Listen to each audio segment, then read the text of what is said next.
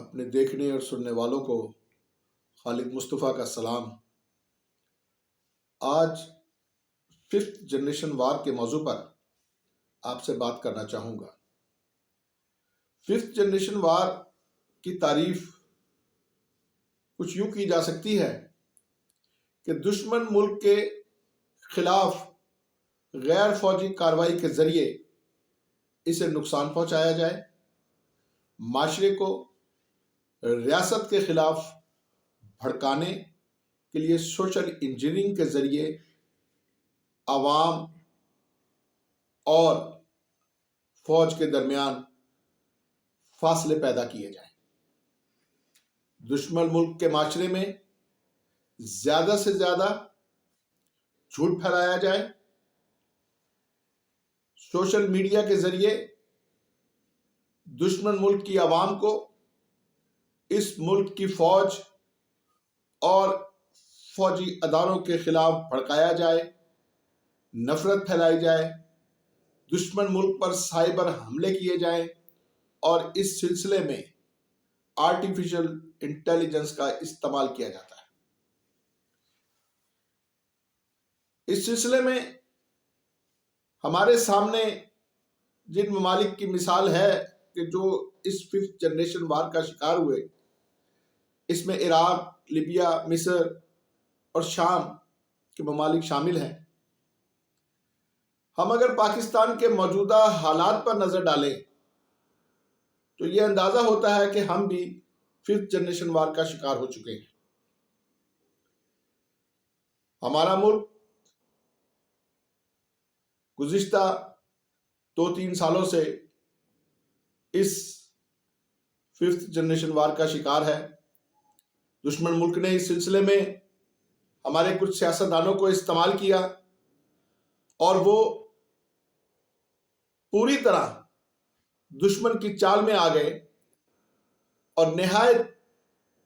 چالاکی کے ساتھ انہوں نے فوج اور اس کے ادارے کے خلاف زہر افشانی کی۔ اس سلسلے میں ہمارا سوشل میڈیا پیش رہا اور کچھ نام نہاد دانشور اور صحافی بیرون ملک بیٹھ کر پاکستانی اداروں کے خلاف ایک نہایت غلیظ مہم شروع کر چکے ہیں۔ ان کے عزائم اس وقت کھل کر سامنے آئے جب DGISI جنرل عاصم منیر نے وزیر اعظم کو یہ رپورٹ پیش کی کہ خاتون اول اور ان کی ساتھی فرح گوگی کرپشن میں ملوث ہیں، تو وزیر اعظم نے بجائے ان کے خلاف ایکشن لینے کے اس وقت کے DGISI کو فوری طور پر عہدے سے ہٹانے کا فیصلہ کر لیا۔ چھٹی کے دن آرمی چیف کو بلایا گیا اور یہ کہا گیا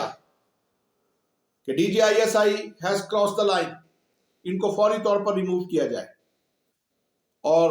محض 8 ماہ کی قلیل مدت تک تعینات رہنے والے DGISI کو ان کے عہدے سے ہٹا دیا گیا۔ فوج کے خلاف اس وقت کے وزیر اعظم نے اور فوج کے جو مرکزی عہدیدار تھے ان کے خلاف ایک منظم سازش شروع کی، اور اس سازش کو اس وقت بام عروج پہنچا جب ملک کی اپوزیشن کی جماعتوں نے اس وقت کے وزیر اعظم کے خلاف آئین کے آرٹیکل 95 کے تحت تحریک عدم اعتماد پیش کرنے کا فیصلہ کیا۔ وزیر اعظم چاہتے تھے کہ فوج کسی نہ کسی طرح ان کے ساتھ کھڑی رہے اور ISI اپوزیشن کے ممبران اسمبلی کو ڈرا دھمکا کر میرے خلاف ووٹ ڈالنے سے روکیں، لیکن تمام تر منفی ہتھ کنڈوں کے باوجود اپوزیشن کی جماعتوں نے وزیر اعظم کو ووٹ کے ذریعے پارلیمنٹ سے باہر کر دیا۔ اس کا بدلہ انہوں نے فوج کے ادارے پر اور اس کے سربراہ پر نہایت غلیظ حملے کیے، کن کن القابات سے نہیں نوازا گیا، لیکن فوج نے صبر و تحمل کا مظاہرہ کیا۔ پھر جب نئے آرمی چیف کی تعیناتی کا مسئلہ آیا تو کون کون سی رکاوٹ تھی جو نہیں ڈالی گئی؟ بالآخر تعیناتی سے کچھ دن پہلے لانگ مارچ کا ڈھونگ رچایا گیا، لیکن پاکستان کی غیور عوام جو اپنی فوج سے بے پناہ محبت کرتی ہے، انہوں نے اس کارروائی کو یکسر مسترد کر دیا اور مٹھی بھر افراد بھی وہ اسلام آباد نہ لے جا سکے۔ اس دن سے لے کر آج تک انہوں نے ایک منظم سازش کے ذریعے فوج کے خلاف نفرت پیدا کرنے کی کوشش کی گئی، جیلوں سے 40,000 سے زائد دہشت گردوں کو رہا کروا کر پاکستان کے مختلف شہروں میں آباد کروایا، اپنے پارٹی ورکروں کی ذہن سازی کی، اور بالآخر وہ صحنہ وجود میں آیا جسے 9 مئی کہا جاتا ہے۔ یہ اچانک رونما نہیں ہوا، حادثے اچانک نہیں ہوتے، ان کے لیے مسلسل ذہن سازی کی گئی۔ میرا یہ مطالبہ ہے کہ 9 مئی کے کرداروں کو جلد از جلد کیفر کردار تک پہنچایا جائے، اور اگر کوئی یہ سمجھتا ہے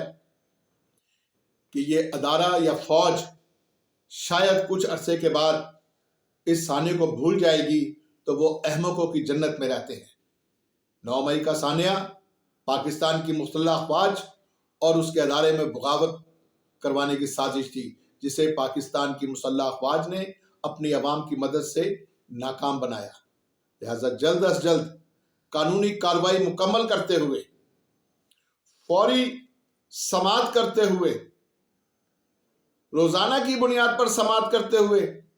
9 مئی میں جو بھی ملوث ہے ان کو عدالتی فیصلے جلد از جلد کروانے چاہیے، تاکہ یہ لوگ اپنے کیفر کردار کو پہنچیں اور آئندہ کبھی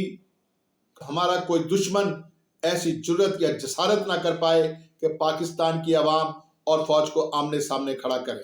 اپنا خیال رکھیے گا۔ اللہ حافظ۔